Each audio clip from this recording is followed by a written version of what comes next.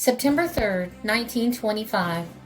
From fragments of information brought in from many sources, the Navy Department sought today to piece out the story of a tragedy whose full import cannot yet be assessed. Coming immediately behind the disappearance in mid-Pacific of the naval plane PN-9 No. 1, in her attempt to fly to Hawaii, the loss of the Shenandoah cast a shadow of uncertainty over the hopes of these naval officers who have endeavored to build up on practical lines the service of naval aviation. The Shenandoah was the only military dirigible in the possession of the United States government. She was built along lines of safety accepted as entirely modern and had been a rock of solid reliance upon which air officers had built up their expectations of developing comprehensively the lighter-than-air model of naval aircraft. The USS Shenandoah was the first of 4 United States Navy rigid airships. It was constructed during 1922 to 1923 at Lakehurst Naval Air Station and first flew in September 1923. It developed the U.S. Navy's experience with rigid airships and made the first crossing of North America by airship. The Shenandoah was originally designated FA-1 for Fleet Airship No. 1, but this was changed to ZR-1. The airship was 681 feet long, had a diameter of 78 feet, was 96 feet tall, and weighed about 75,000 pounds. Its total lift capacity was about 130,000 pounds, and its gas capacity was 2,110,000 cubic feet. It had a range of 4,000 miles and could reach speeds of 60 miles an hour. It had 5 6-cylinder, 300 horsepower engines. The Shenandoah was assembled at Naval Air Station Lakehurst, New Jersey in 1922 to 1923 in Hangar No. 1, the only hangar large enough to accommodate the ship. Its parts were fabricated at the Naval Aircraft Factory in Philadelphia. NAS Lakehurst had served as a base for Navy blimps for some time, but the Shenandoah was the first rigid airship to join the fleet.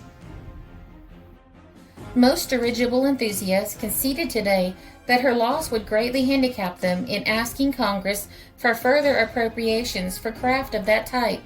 Since the cruiser Los Angeles cannot be used for military purposes, the Navy has left only one lighter-than-air ship, a non-rigid blimp, now laid up at Lakehurst, New Jersey. The Shenandoah was the first rigid airship to be lost by the Navy. The ZR-2, which was broken in two over Hull, England on August 24, 1921, with a loss of 44 lives, still was in the possession of the British who constructed her and had not been accepted by the United States when she was lost. In the case of the ZR-2, it was found that structural weaknesses were in the craft due to efforts to develop a craft that would go faster, higher, and with a greater load than the German Zeppelins. The Shenandoah first flew on September 4, 1923. It was christened on October 10, 1923 by Mrs. Denby, wife of the Secretary of the Navy, and commissioned on the same day. Mrs. Denby named the airship after her home in the Shenandoah Valley of Virginia. The Shenandoah was designed for fleet reconnaissance work of the type carried out by German naval airships in World War I. Her pre-commissioning trials included long-range flights during September and early October 1923 to test her airworthiness in rain, fog, and poor visibility. On October 27th, the Shenandoah celebrated Navy Day with a flight down the Shenandoah Valley and returned to Lakehurst that night by way of Washington and Baltimore, where crowds gathered to see the new airship in the beams of searchlights.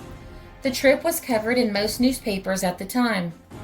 At this time, Rear Admiral William A. Moffett, Chief of the Bureau of Aeronautics and staunch advocate of the airship, was discussing the possibility of using the Shenandoah to explore the Arctic.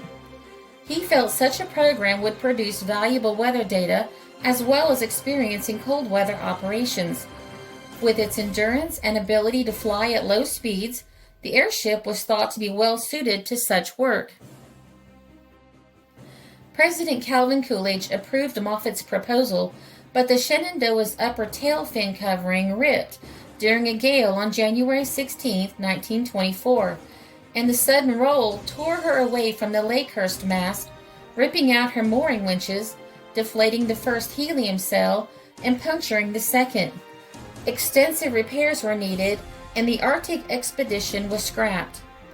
The Shenandoah's repairs were completed in May, and in mid-1924 was working up its engines and radio equipment to prepare for fleet duty. In August 1924, the airship joined the scouting fleet and took part in tactical exercises. During October 1924, the Shenandoah flew from Lakehurst to California and on to Washington State to test newly erected mooring masts. This was the first flight of a rigid airship across North America. On September 2, 1925, the Shenandoah departed Lakehurst on a promotional flight to the Midwest that would include flyovers of 40 cities and visits to state fairs. Testing of a new mooring mast at Dearborn, Michigan was included in the schedule. While passing through an area of thunderstorms and turbulence over Ohio early in the morning of September 3rd, during its 57th flight, the airship was caught in a violent updraft that carried it beyond the pressure limits of its gas bags. It was torn apart in the turbulence and crashed in 3 main pieces near Caldwell, Ohio. 14 crew members, including Commander Zachary Lansdowne, were killed. This included 8 members of the crew of the control car, except for Lieutenant Anderson, who escaped before it detached and fell from the airship, 2 men who fell through holes in the hull, and 4 mechanics who fell with the engines. There were 29 survivors who succeeded in riding the 3 sections of the airship to Earth. The largest group was 18 men who made it out of the stern after it rolled into a valley. 4 others survived the crash landing of the central section. The remaining 7 were in the bow section, which Commander Charles E. Rosendahl managed to navigate as a free balloon. In this group was Anderson, who, until he was roped in by the others, straddled the catwalk over a hole. The crash site attracted thousands of visitors in its first few days. Within 5 hours of the crash, more than 1,000 people had arrived to strip the hulk of anything they could carry. On Saturday, September 5, 1925, the St. Petersburg Times of Florida reported that the site of the crash had quickly been looted by locals, describing the frame as being laid carrion to the whims of souvenir seekers. Among the items believed to have been taken were the vessel's logbook and its barograph, both of which were considered critical to understanding how the crash had happened. Also looted were many of the ship's 20 deflated silken gas cells, each worth several $1,000s, most of them unbroken but ripped from the framework before the arrival of armed military personnel. Looting was so extensive that it was initially believed even the bodies of the dead had been stripped of their personal effects, and that operatives from the Department of Justice were being sent to investigate. That this was happening was soon denied by those publicly involved in the incident, however. Still, a local farmer on whose property part of the vessel's wreckage lay began charging the throngs of visitors to enter the crash site at a rate of $1 for each automobile and 25 cents per pedestrian, as well as 10 cents for a drink of water. On September 17th, the Milwaukee Sentinel reported that 20 Department of Justice operatives had indeed been summoned to the site, and that they, along with an unspecified number of federal and state prohibition agents, had visited private homes to collect 4 truckloads of wreckage along with personal grips of several crew members and a cap believed to have belonged to Commander Lansdowne.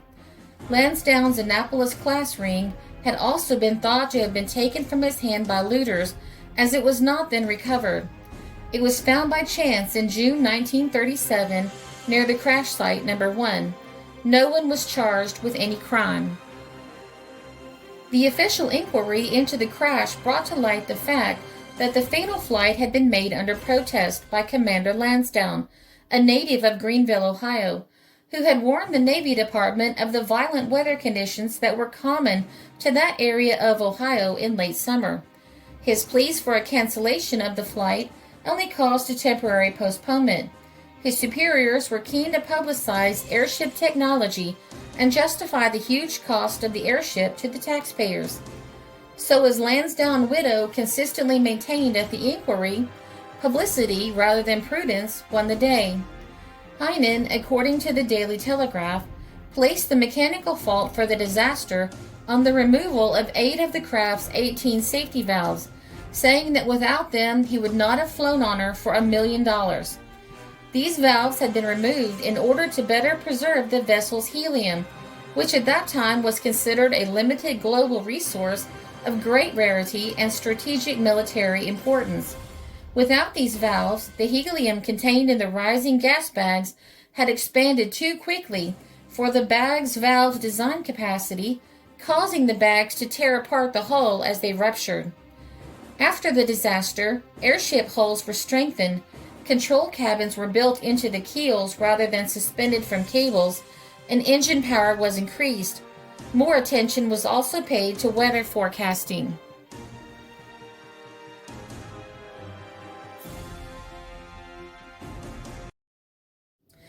Everything about the Shenandoah made the newspapers.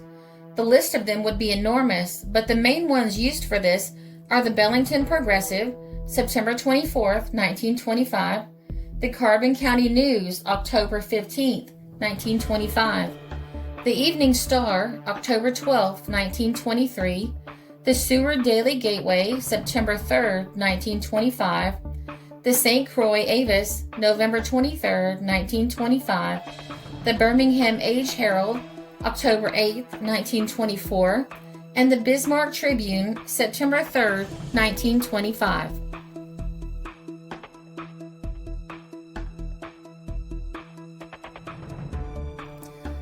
This is a Country Road production because history is fascinating.